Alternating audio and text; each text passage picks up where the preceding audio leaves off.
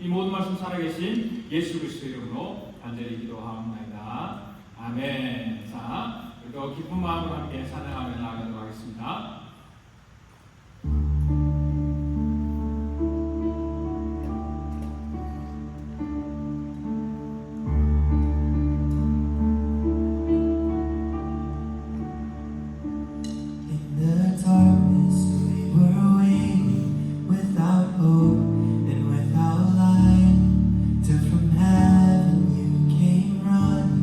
There was mercy in your eyes to fulfill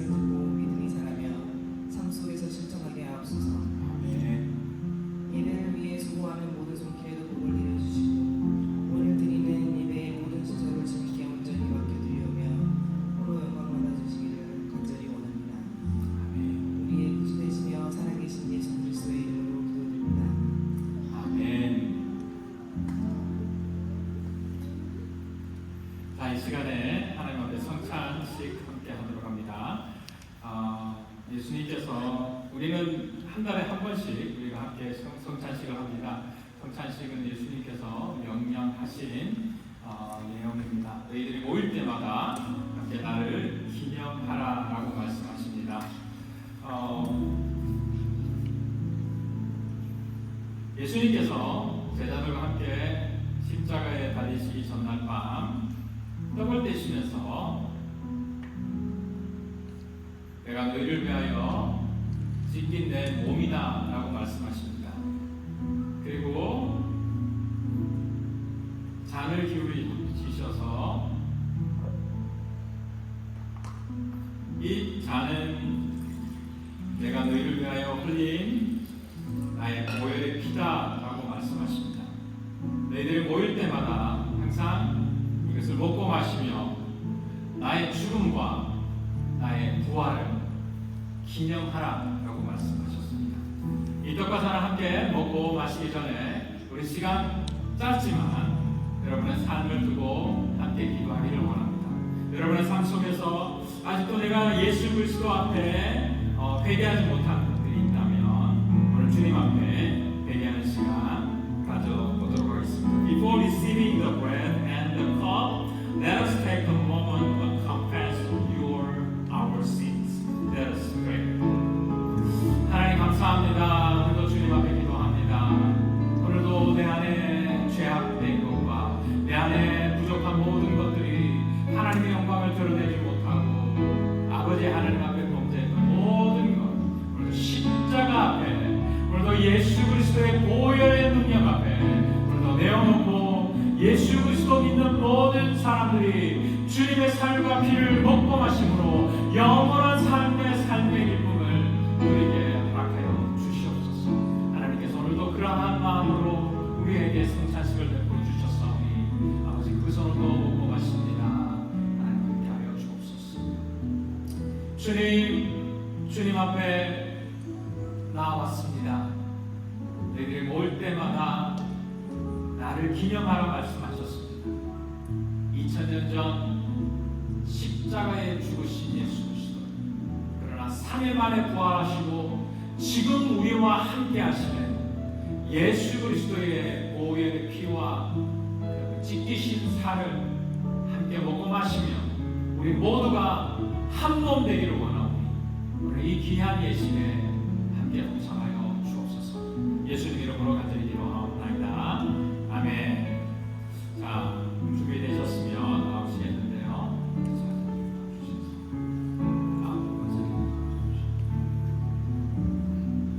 자, 준비되셨으면 앞으로 나오셔서 떡과 잔을 함께 마시도록 하겠습니다. 삶을 위해서 지키신 주님의 살과 보혈의 피입니다. 삶을 위해서 지키신 주님의 살과 보혈의 피입니다.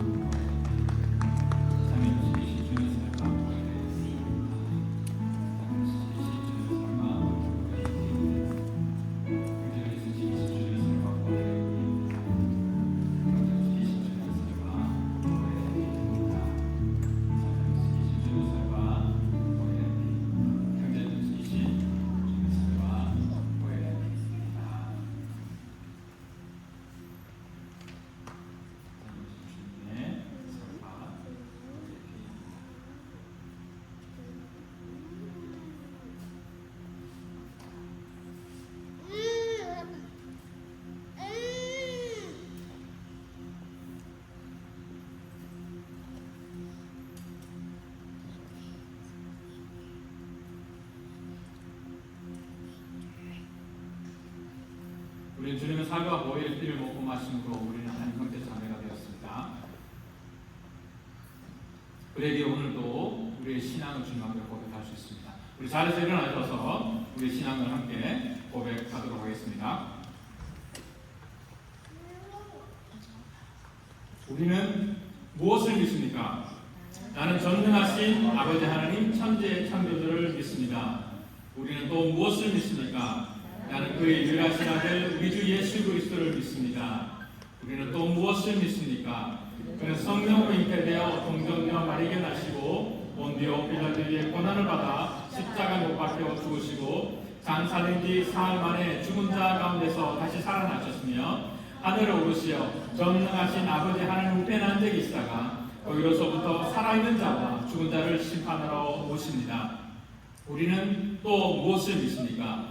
나는 성령을 믿으며 거룩한 공교회와 성도의 교제와 죄를 용서받는 것과 몸의 부활과 영생을 믿습니다. 아멘, 아멘. 예, 자리에 앉아주시기 바랍니다. 우리 하나님 말씀 함께 읽도록 하겠습니다. 하나님 말씀은 사도행전 17장 1절에서 9절 말씀인데요. 계속 왔다 갔다 일어났으니까 앉아서 읽겠습니다. 17장 1절 9절 같은 목소리 읽겠습니다. 시작. 바울 일행은 암비볼리와 아볼로니아를 거쳐서 데살로니가에 이르렀다. 거기에는 유대 사람의 회당이 있었다. 바울은 자기 관례대로 회당으로 그들을 찾아가서 세안식일에 걸쳐 성령을 가지고 그들과 토론하였다. 그는 그리스도께서 반드시 고난을 당하시고 죽은 사람들 가운데서 살아나셔야 한다는 것을 해석하고 증명하면서 내가 여러분에게 전하고 있는 예수가 바로 그 그리스도이십니다 하고 말하였다. 그들 가운데 몇몇 사람이 승복하여 바울과 실라를 따르고 또 많은 경건한 그리스도 사람들과 적지 않은 기독인들이 그렇게 하였다. 그러나 유대 사람들은 시기하여 거리의 불량배들을 끌어 모아다가 패거리를 지어서 시내의 소리를 일으키고 야손의 집을 습격하였다. 그리고 바울 일행을 끌어다가 군중 앞에 세우려고 찾았다. 그러나 그들을 찾지 못하고 야손과 신도 몇 사람들을 시청 관원들에게 끌고 가서 큰 소리로 외쳤다. 세상을 토론하게 한 그 사람들이 여기에도 나타났습니다. 그런데 야손이 그들을 영접하였습니다. 그 사람들은 모두 예수라는 또 다른 왕이라고 있다고 말하면서 황제의 명령을 거슬러 행동을 합니다. 군중과 시청관원들이 이 말을 듣고 소동하였다. 그러나 시청관원들은 야손과 그 밖의 사람들에게서 고소동을 하고 놓아주었다. 아멘. 여러분 반갑습니다. 서로 인사하겠습니다. 여러분 잘 오셨습니다. 오늘 말씀 가운데 하늘의 위로를 받기를 원합니다. We welcome you guys. 자, 오늘 우리 아이들에게 전할 5-minute 메시지를 잠시 전하고 우리 아이들은 보내도록 하겠습니다. Hey guys, hello, long time no see. Have you ever tried to tell your friends something and they just didn't understand? So you tried again. Maybe you drew a big picture or show them with your hands, and then they got it. That's really smart, because sometimes we need to say the same thing in a different way. Paul in the Bible did exactly that. Let me show you. Paul went to 2 cities. The first one is Philippi. The people there had never heard about God, Jesus. So God did miracles. A lady named Lydia believed Jesus Christ. A sick girl got healed. And the other one, Paul was in jail and the door flew open. The jail guard said, "How can I be saved?" And his whole family believed. So cool, right? The second city, the Thessalonica, their people already knew a Bible, a leader, they went to synagogue every week. So did God do miracles same here? No, not at all. Paul sat down with them every week for 3 weeks and said, see, this is Bible verse and this one. They're all talking about Jesus. Jesus is the one God promised. Jesus is Christ. Just a talking, just a teaching, just the Bible. Same message, Jesus is Christ, but a totally different way.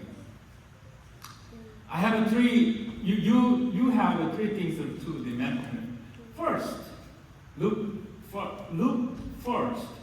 Before Paul taught, he looked around. Do these people know God already or not yet? We can do the two. Think about your friend before you share about Jesus Christ. The second, don't quit. Paul came back 3 weeks in a row. He didn't give up. If your friend says, no thanks, I don't heard about Jesus Christ you're talking about, I don't care, that's okay. Stay their parents, stay their friends, keep being kind. Try again later. The third one, the message never changed. Miracles or no miracles, not important. Big city or small city, not important. The only one message is always the same. Jesus died for us. Jesus rose again. Jesus is our King. That is the only message. Never change forever. So you remember 3 things. The first, look first. Second, don't quit. 3, Jesus is always the message. That's right. God, thank you for Jesus. Help us to tell our friends about Him in our own way, in our own words. But God help us never forget. Jesus is the Christ and He loves us.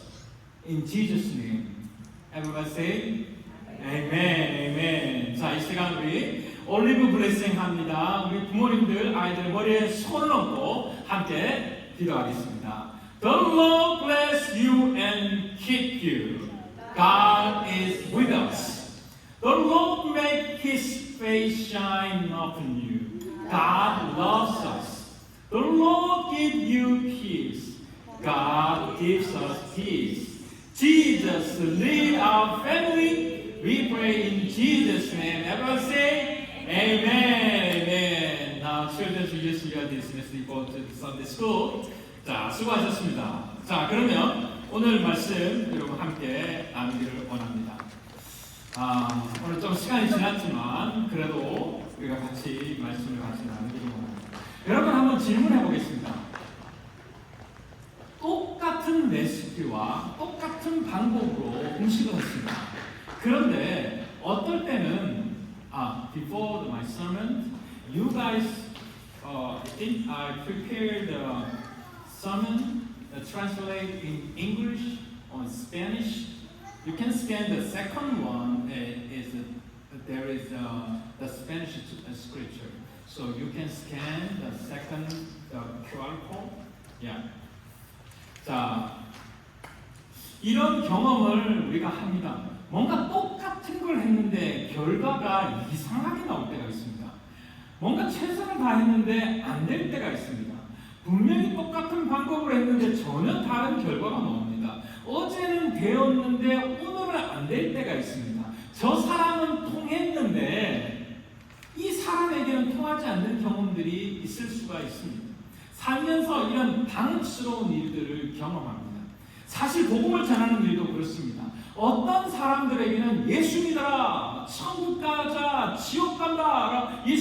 지옥 간다라는 그 1초의 한마디에 예수를 믿는 사람들도 있지만 1년이 지나도 2년이 지나도 10년이 지나도 20년이 지나도 아무리 이야기를 해도 믿지 않는 사람이 있는 것처럼 어떤 사람은 사업을 시작했는데 한순간에 1년 만에 큰 밀리언어가 되어버렸습니다. 어떤 사람은 10년, 20년을 사업했는데도 아무 결과를 받지 못하는 일들.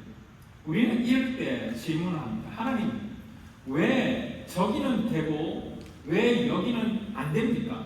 왜 저 때문에 되었는데 그럼 지금은 과거는 되었는데 왜 지금은 안 됩니까? 오늘 우리가 함께 읽은 사도행전 17장 1절에서 9절에 거기에 대한 답을 하나님께서 말씀하고 있습니다. 결론을 데리고 와서 말하면 복음은 변하지 않습니다. 그러나 복음 앞에 환경과 전략은 달라질 수 있다는 겁니다. 오늘 본문을 제대로 이해하기 위해서 그림을 한번 보셔야 되는데 한번 그림을 보시면 엘드린 교회에 의해서 신앙생활 하시는 분들은 사도 바울이 1차, 2차, 3차 전도 여행을 했다라는 것쯤은 알고 계실 겁니다. 사도행전 15장, 16장까지 14장, 15장까지 1차 전도 여행이었다면 16장, 17장 넘어가면서 2차 전도 여행입니다. 자, 1차, 2차 전도 여행에 대한 이야기는 여러분 많이 제가 설명을 해서 알 겁니다. 자, 간단하게 좀 설명을 하면 여기서 2차 안디옥 교회에서 용도로 따라서 여기서 아시아를 지나서 이쪽 갈라디아 지역 전체를 아시아 지역을 복음을 전할 거라고 생각했지만 하나님께서 바울에게 마게도냐로 건너가게 하셨습니다. 기억하시죠? 여기에서 드로아에서 네아폴리로 가는데 바다를 배를 타고 건너갑니다. 기억하세요? 네아폴리로 가는데 며칠 만에 갔죠? 며칠 만에 갔죠? 이틀 만에 갔습니다. 5일 걸릴 거리를 이틀 만에 갑니다. 어떻게 그렇게 갔는가? 하나님께서 큰 강풍을 불어서 배가 빠른 속도로 갈 수 있도록 했습니다. 그만큼 하나님께서는 유럽에 복음 전하기를 원하셨던 것 같습니다.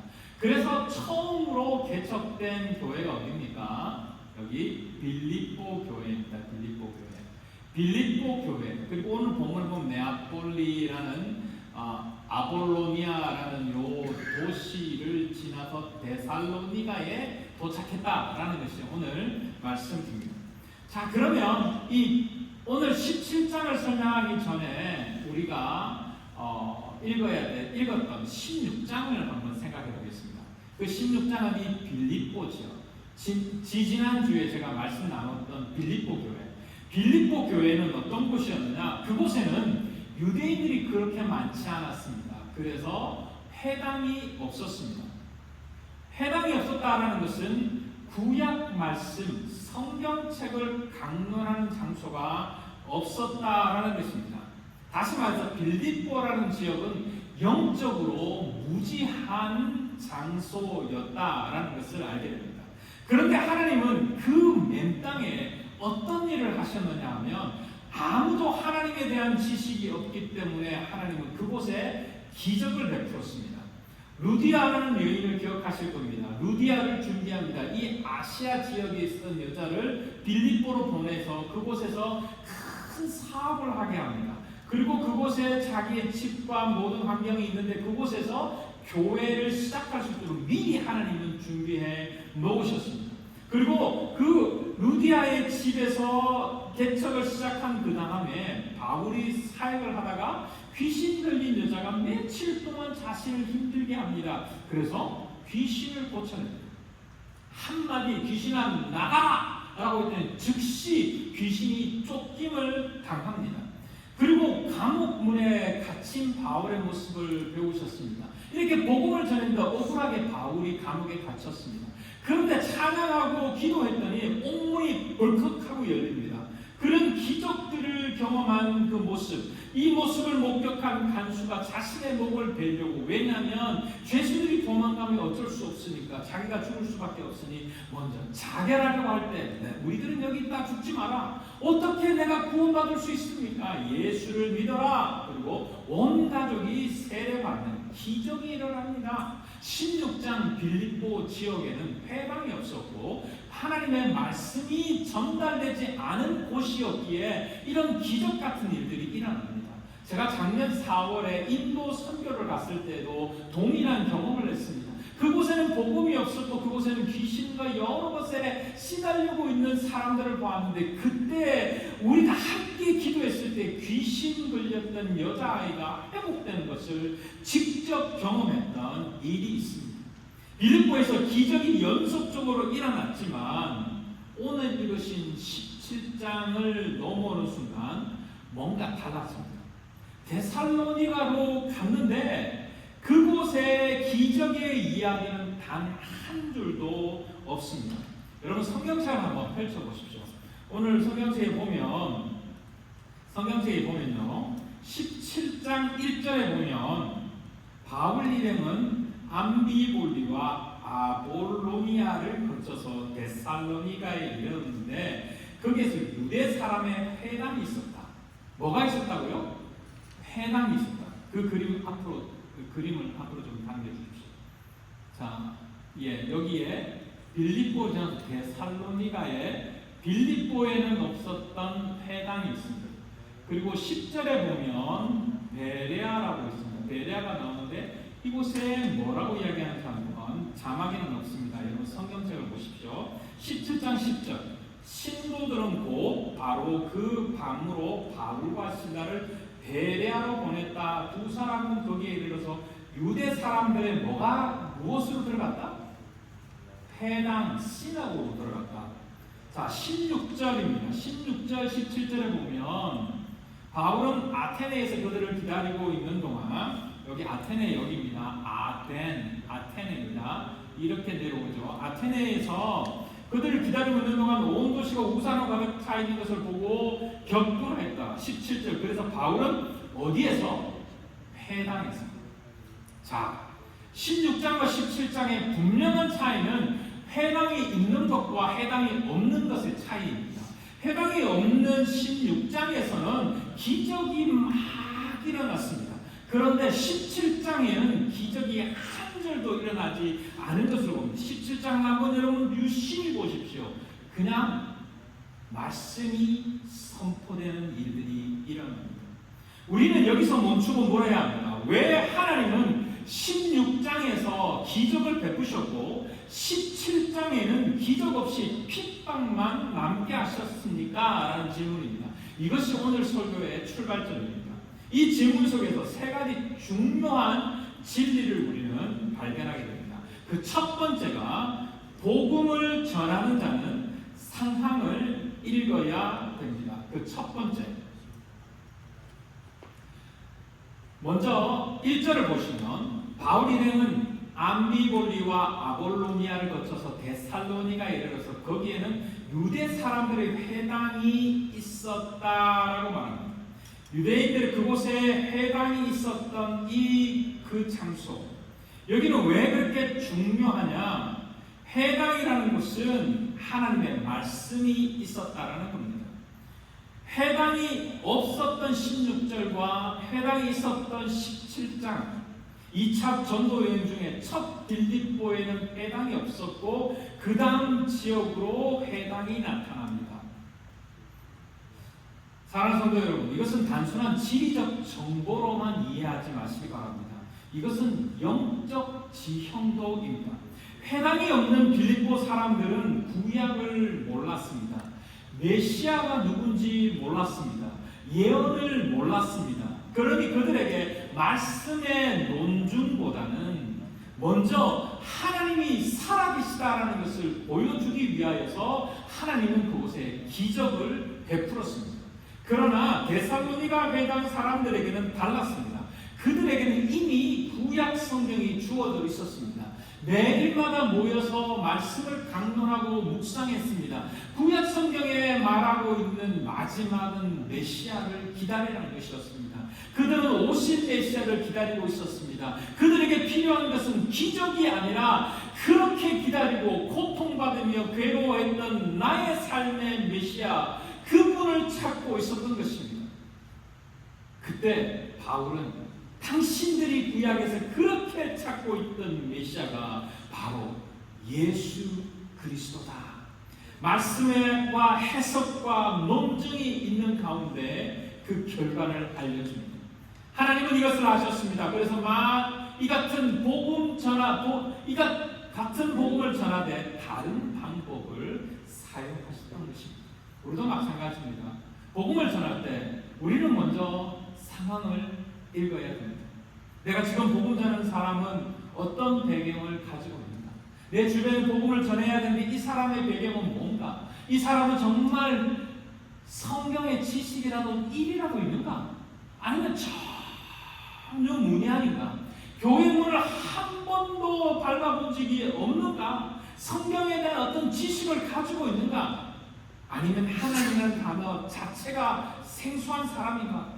내가 섬기는 공동체에 내가 알고 있는 여러 가정 가운데, 일터 가운데 이런 맥락들을 파악할 필요가 있습니다.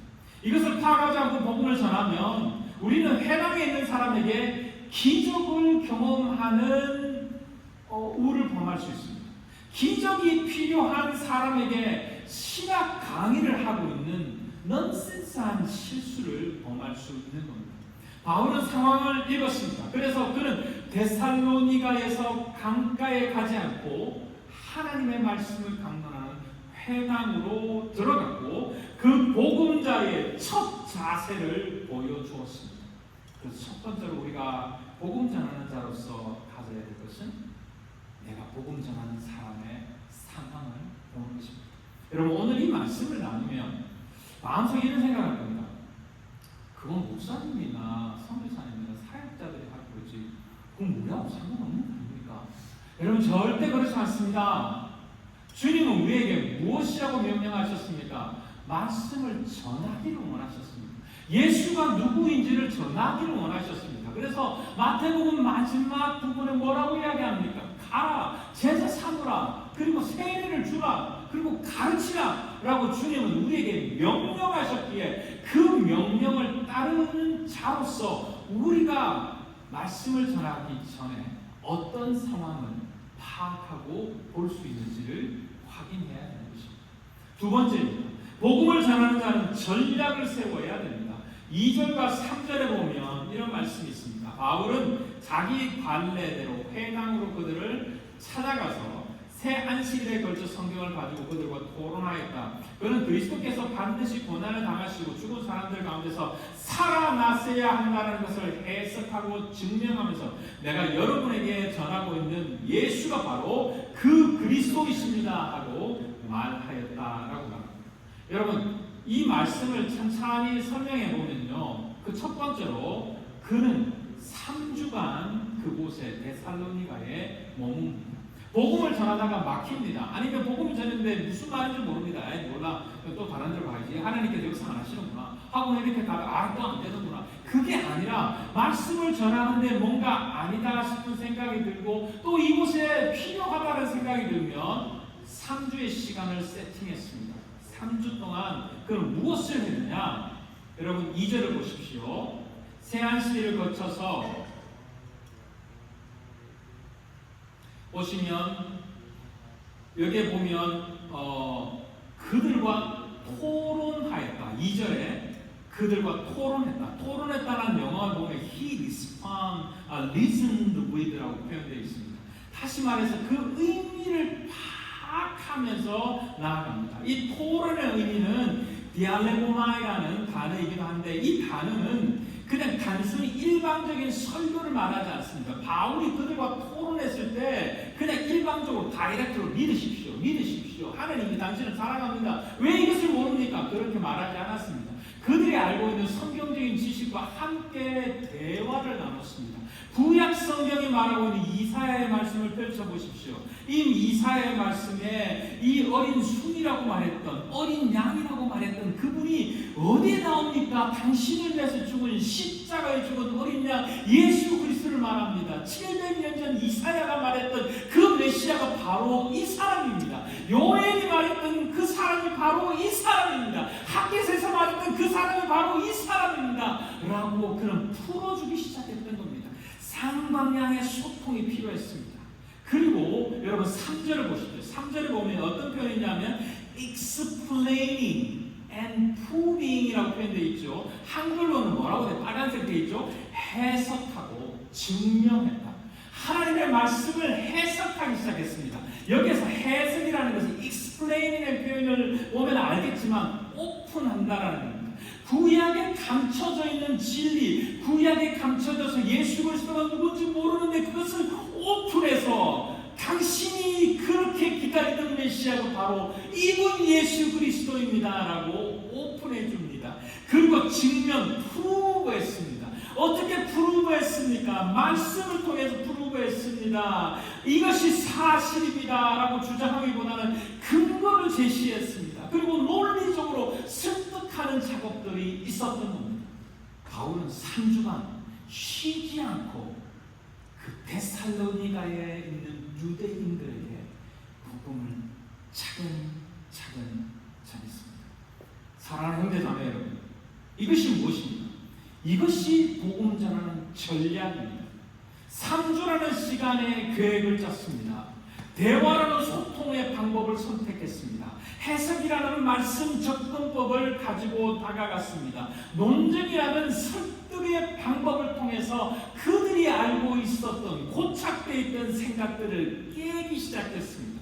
이 모든 것이 하나로 엮인 친밀한 복음의 전략이라는 겁니다.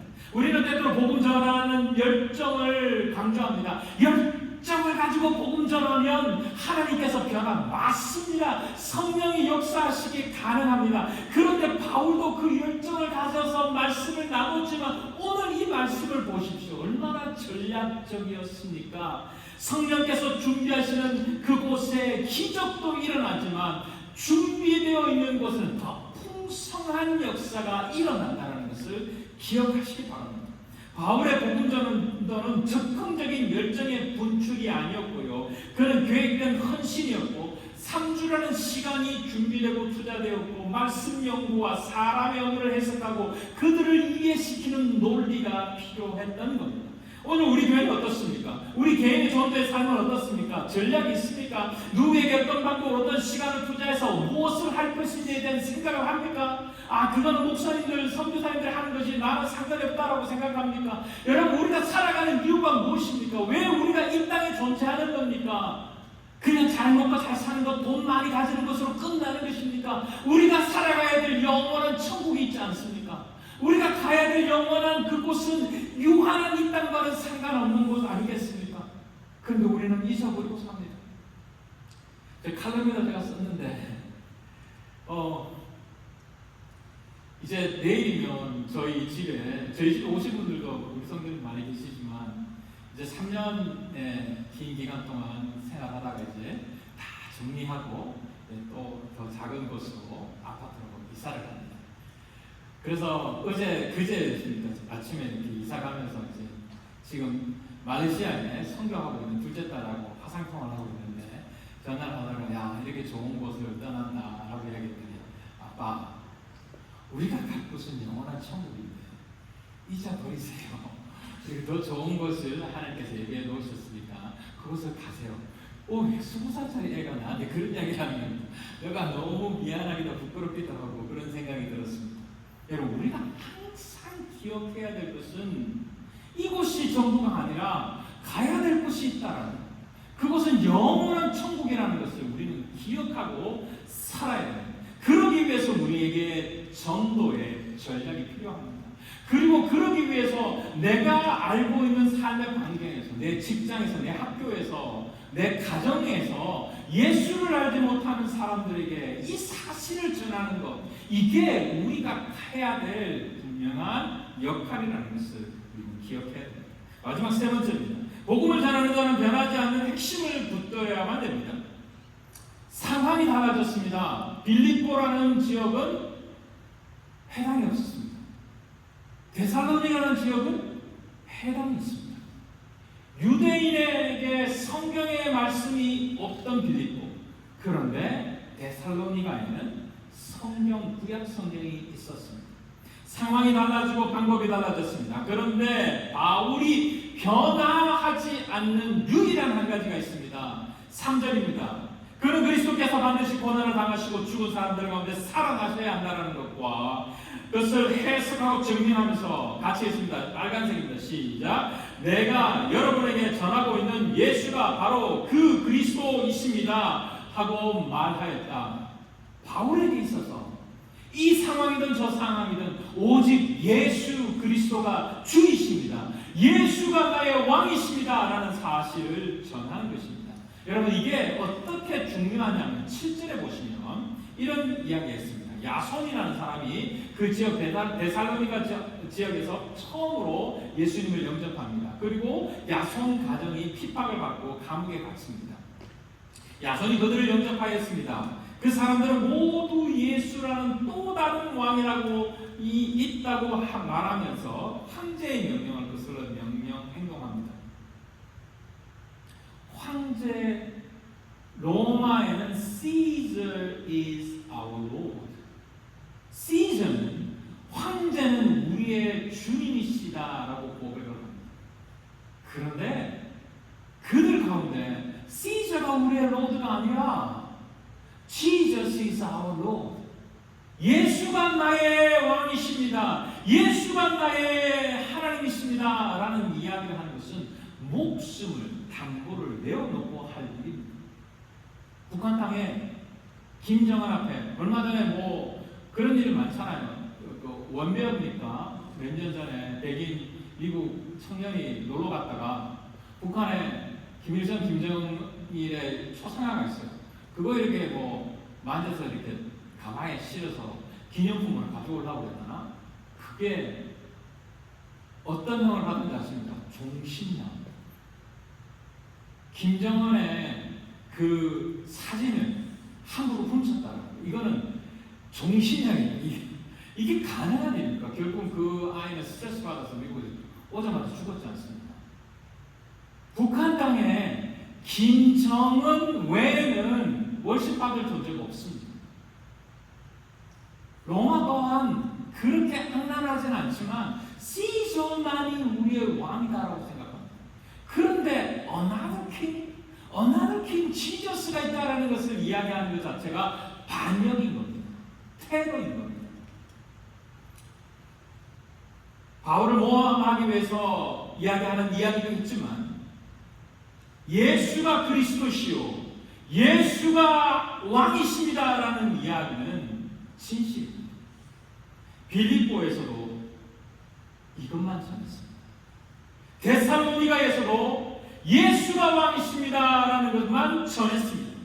기적이 일어났을 때에도 예수가 왕이십니다라고 전합니다. 핍박이 올 때에도 그랬습니다. 회방이 있을 때도 그랬습니다. 회방이 없어서 강가에서 기도할 때에도 예수가 왕이다라고 이야기를 하고 있습니다.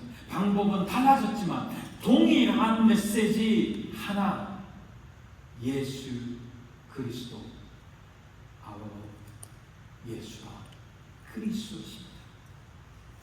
사랑하는 형제자매 여러분, 이 세상을 살다 보면 복음 전하는 방법에 대해서 많이들 고민을 합니다. 문화를 사용해야 된다. 세대에 맞게 전해야 된다. SNS를 활용하고 콘텐츠를 통하고 관계 전도를 하고 전도 폭발의 훈련을 통해서 복음을 잘 유하게 그리고 의미 있게 전해야 된다. 방법에 대한 이야기가 끝이 없습니다. 물론 전략도 너무나 필요합니다. 그러나 가장 중요한 것은 방법을 논하여 가장 중요한 것을 잃어버릴 수가 있다는 겁니다. 예수 그리스도께서 우리 죄를 위해서 죽으시고 고난받으시고 죽으시고 사흘 만에 부활하셨다는 것, 그리고 그분이 지금 이 시간에 나의 왕으로 와 계신다라는 사실을 잊어버리면 아무리 번들이한 뭔가 행사를 해도 의미가 없는 것입니다. 바울은 데살로니가의 핍박을 받았습니다. 폭도들이 야손의 집을 습격했습니다. 그것이 두려워서 복음 전했는데 야손이 가정이 예수를 믿었어요. 근데 그들이 감옥에 들어갔어요. 너무 미안하죠. 막 예수 믿었던 사람이 감옥에 들어가 있습니다. 그러면 이런 이야기를 하지 말아야죠. 하나님은 사랑하십니다. 하나님은 영원토록 여러분을 사랑하십니다. 당신은 죄인입니다. 죄는 예수 그리스도의 보혈 외에는 해결할 수 없습니다. 예수는 우리의 왕이십니다. 그분 앞에 무릎 꿇으십시오. 이야기하지 말아야죠. 은근슬쩍 복음의 십자가의 핵심을 빼내는 일들이 일어납니다. 2주 전에 제가 아틀란타에 우리 성도님 중에 한 분이 결혼식을 해서 갔었습니다. 너무 아름다운 결혼식이었습니다. 거기 앞에 호수가 있고 그리고 결혼식장이 너무 아름다워서 돈도 꽤 많이 들이는 그런 장소였습니다. 예식도 너무 아름답고 행복했습니다. 목사의 입장에서 가슴이 답답했습니다. 답답했습니다. 제가 저보고 이제 주례를 하라 했으면 그렇게 하지 않았겠죠. 그런데 거기 가서 참석해 보니까 이렇게 했구나. 예식을 되어볼 수도 없고 그냥 축하해주고 격려해줬습니다.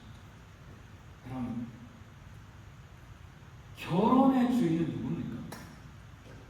우리 사업의 주인은 누굽니까? 우리 가정의 주인은 누굽니까? 모든 것이 주인이 예수 그리스도가 되어야 되는데 결혼의 주인이 신랑 신부가 돼. 목사님 당연히 그런 거 아닙니까? 신랑 신부가 예뻐지고 멋지도 돼야 되지 않습니까? 결혼의 주인은 하나님이십니다. 그래서 제가 2부 때 리셉션 할 때 식사 전에 오프닝으로 기도 부탁을 받아서 제가 준비했던 기도문이 있었는데 그 기도문을 안 썼어요. 제 첫 번째 결혼의 주인은 하나님이십니다. 우리 인생의 주인은 예수 그리스도이십니다. 그리고 기도를 시작했습니다. 목사가 있지만 신랑 신부가 더 아름다워 보이고 더 멋있어 보이고 더 좋게 보이는 거 맞습니다만은 목회자라면 그 안에 예수 그리스도가 들어가요. 그 안에 하나님이 드러나야 됩니다. 그 안에 결혼의 주인이신 하나님이 드러나지 않고서야 어떻게 결혼의 시기를 할 수 있겠습니까? 사랑하는 형제자매, 우리가 살면서 모든 상황들이 변합니다. 상사들 직장에서 예수 이야기하면 싫어하는 리더가 있어요. 그 사람 앞에는 교회 이야기하면 안 되겠다 싶어서 교회 할까 안 합니다. 당신 교회 다녀요? 시간 날 때마다 교회 좀 다닙니다. 여러분 그렇게 말합니다. 내가 예수 믿습니다. 내가 예수 그리스도가 누구이신지를 압니다. 예수 그리스도만이 나의 왕이십니다. 라는 이야기를 담대히 전하지 못하고 살아가는 우리의 모습이 얼마나 안타깝습니다. 복음을 전하는, 복음 위에서 살아가는 우리는 세 가지를 기억해야 합니다. 그 첫 번째로 상황을 읽으십시오. 복음 전하는 그 무리, 내 주변의 상황들 속에 그들이 어떤 상황 속에 있는가? 하나님의 말씀을 아는가? 기적이 필요한가? 그곳에서 하나님을 한 번이라도 아는 사람인가? 아니면 오랫동안 신앙생활하지 않고 그냥 머물러 있는 사람인가? 상황을 파악하는. 그리고 두 번째, 전략 필요해요. 어떤 전략을 써야 되는지 성령의 지혜를 구하십시오. 그래도 상황과 전략 그것보다도 더 중요한 세 번째는 이런 전략입니다. 예수 그리스도만 핵심이 변하지 않는 것, 그것이 우리에게 가장 필요한 이야기일 것입니다. 오늘 이 시간 우리에게 이런 질문을 드리고 싶습니다. 나는 지금 어떤 방법으로 복음을 전합니까? 그리고 내가 살면서 복음이 사라지고 내 미신, 내 상황, 내 돈벌이, 내 처지에 전전긍긍하면서 하나님이 사라지고 있는 것은 아닌지 한번 고민해 보셔야 될 것입니다. 2000년이 지난 이 순간까지도 복음은 변화되지 않습니다. 예수 그리스도, 나의 구원자, 나의 왕이신 그 하나님을 외치는 저와 여러분이 주의 이름으로 간절히 축원드립니다. 아멘. 이 시간 우리 같이 한번 말씀을 생각하시면서 기도하며 나아가기로 원합니다. 오늘 말씀을 생각하면요, 여러분 우리가 어떤 모습으로 서기를 원합니까? 정말 주님이 드러나고 있습니까? 예수가 드러나고 있습니까? 예수가 그리스도이심을 나타내고 있습니까? 그러지 못하고 이럴 때는 이렇게, 저럴 때는 저렇게 상황에 적응하고 환경에 적응하면서 핵심 메시지인 예수 그리스도가 왕이시다는 사실만은 빼버리고 살아가는 내 모습은 아니지. 하나님, 내가 그렇게 살았다면 용서해 주시옵소서. 이제 예수 그리스도 드러나는, 예수 그리스도 전하는 믿음의 사람에게 도와주시옵소서. 여러분 말씀을 생각하시면서 여러분의 목소리로 함께 기도하는 시간 가지고 함께 기도하겠습니다. 살아계신 하나님 감사합니다. 오늘도 주님께서 기도하는 자에게 말씀 주시고 또 기도하는 자의 마음속에 찾아와 주셔서 복음의 진리를 깨달을 수 있도록 하여 주시니 감사합니다. 아버지, 그 어떤 상황 속에서도 복음은 흔들릴 수 없습니다. 예수 그리스도가 나를 위해서 죽으시고 부활하신 이 사실, 아버지, 그리고 나와 함께 하고 있다는 사실, 그리고 내가 이 땅에 있어 영원한 것이 아니라 영원한 천국의 백성으로 내 아버지를 찬양하며 나아가야 될 자리라는 사실, 아버지, 놓치지 않고 살아가게 오늘도 그리스도가 드러나는 삶 살 수 있도록 주여 도와주시옵소서. 이 모든 말씀 살아계신 예수 그리스도의 이름으로 간절히 기도하옵나이다. 아멘. 자, 자리에서 일어나셔서 마지막 찬양 함께 주님께 준비하시니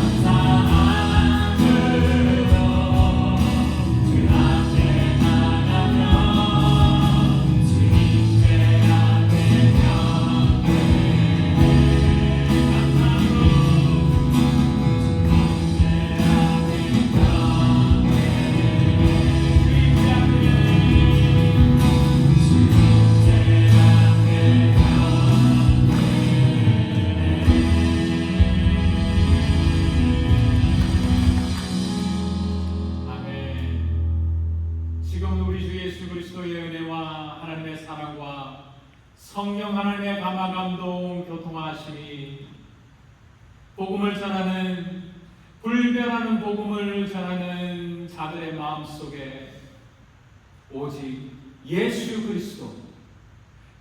그리스도 유일하신 나의 왕 그분만을 전하기를 그분만을 드러내기를 소원하는 엘드림 교회 형제 자매들 머리 위에 지금부터 영원토록 항상 함께 계실지어다.